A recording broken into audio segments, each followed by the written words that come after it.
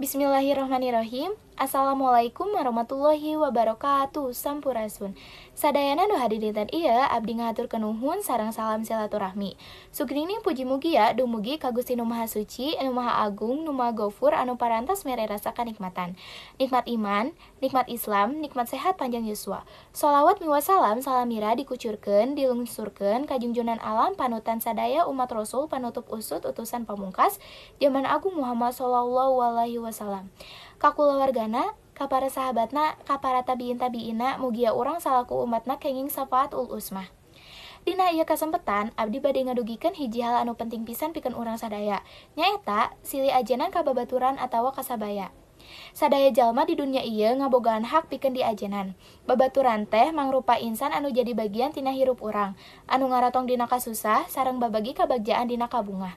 Kukituna penting pisan pikeun urang ngaajenan sareng silih ajenan ka anjeunna.